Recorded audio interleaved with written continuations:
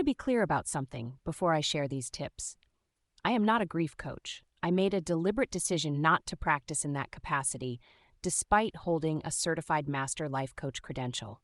A credential I earned while actively grieving the loss of my mother, the late Beverly E. Carroll, Miss B. That decision came from an honest reckoning with something the grief coaching space does not always talk about openly. Coaching while grieving creates a complicated dynamic for the coach and for the client. I recognize that my own unprocessed grief made me better suited to creating resources, products, and content for grieving women than to sitting across from one in a coaching relationship. What that experience gave me and what I believe qualifies me to write this is the rare, dual perspective of someone who has been both inside the coaching process and deeply inside grief simultaneously.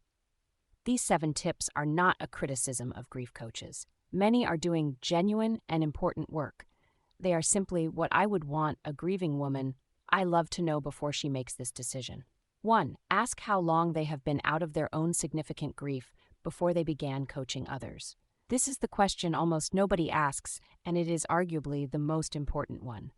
A coach who began practicing while still in the acute season of their own loss may be bringing unresolved material into the room with you. That is not always intentional, but it is worth knowing.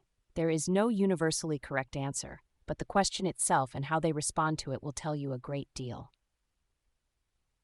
2. Understand the difference between a grief coach and a grief therapist before you choose. A grief coach is not a licensed mental health professional. Coaching is forward-focused. It helps you identify goals and move toward them. Therapy is clinically trained to address trauma, complicated grief, depression, and the psychological dimensions of loss. Neither is better than the other.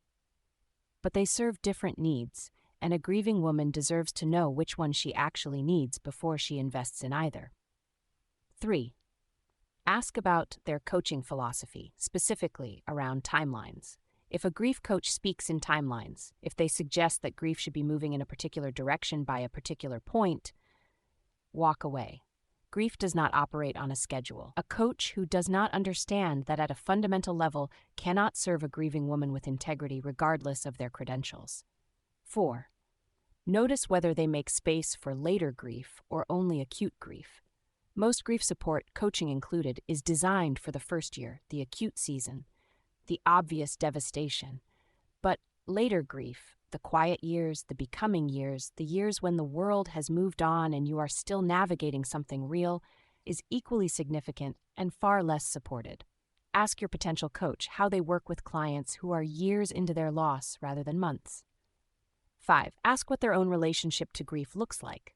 Not to pry, but because a coach who has never experienced significant loss is working from theory, and a coach who experienced loss but has never done their own grief work is potentially working from projection. Neither is necessarily disqualifying. But knowing where they are coming from helps you understand what lens they will bring to your experience. 6. Trust your nervous system in the first conversation. Your body knows things your mind has not yet processed. If a first conversation with a potential grief coach leaves you feeling unheard, rushed, or subtly pressured toward a particular version of healing, that is information. The right grief coach should make you feel seen in the first exchange, not fixed, not redirected. Seen. 7.